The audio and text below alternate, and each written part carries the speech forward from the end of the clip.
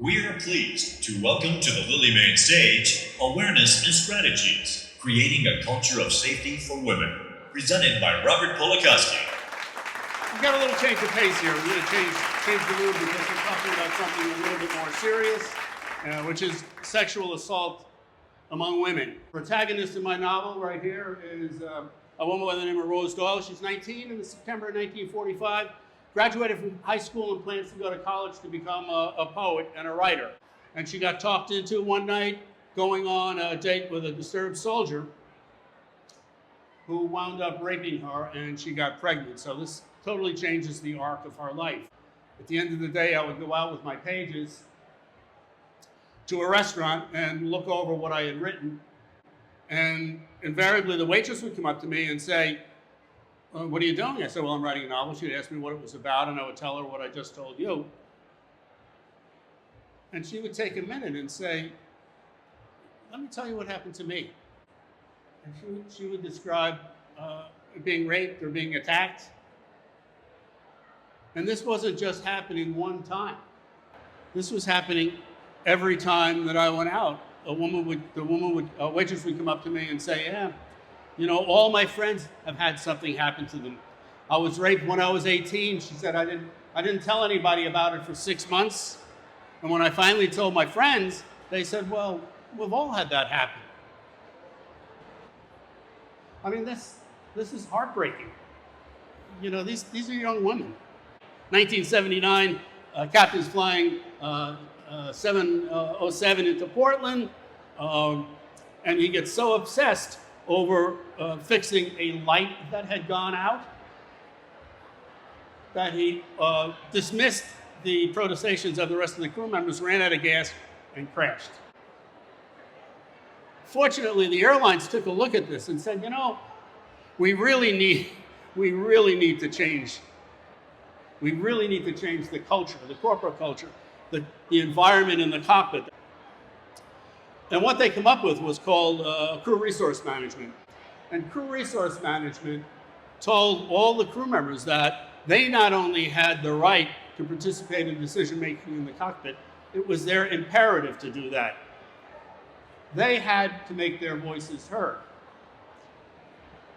And it was giving a term agency to the rest of the crew members.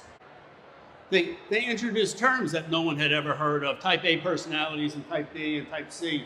So some of the things that they taught us also were terms like expectation bias, unsafe conditions, and situational awareness.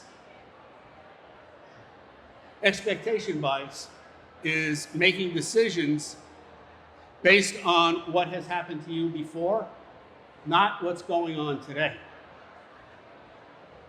An unsafe condition is a situation that needs immediate corrective action or it will lead to an accident.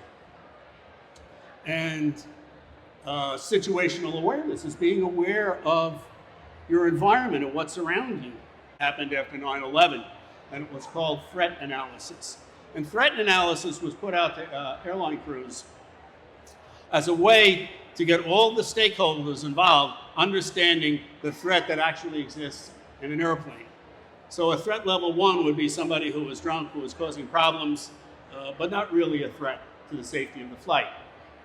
Threat level 2 would be somebody who did touch the flight attendant, touch the flight attendant, did something physical, actually verbally said something to a flight attendant or threatened the flight attendant. And 3, of course, is opening a door or actually trying to disrupt the flight. What does all this have to do with women? My graphics designer, Amanda, so she texts me one day and says, "Bob, something happened to me while I was on vacation." I said, "What was it, man?" She goes, "Well, we were in Croatia, and I was having a nice time with my girlfriend. And this waiter came up and overheard our conversation, and he started to be, verbally abuse me and, saying things and threatening me." And she said, "I felt so helpless." Somebody verbally harassing you is a threat level.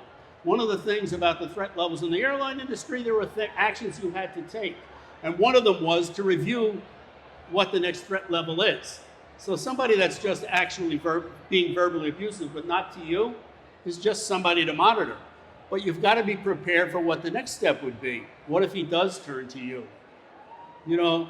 Which was her case. I said, that would be a threat level 2. What do you do? Well, here's what you do. If you need to get out of there, don't think about fighting this person. What you do is your credit card's back. Do you have your wallet? Have you paid your bill? Are your keys out? Are your phones out? Are you ready to leave?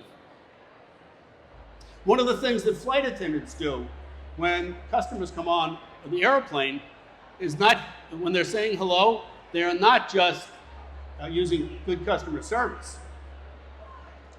Flight attendants are looking for helpers.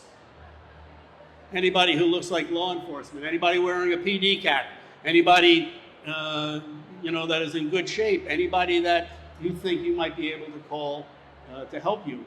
Because if you wait until something's happening, you're already behind.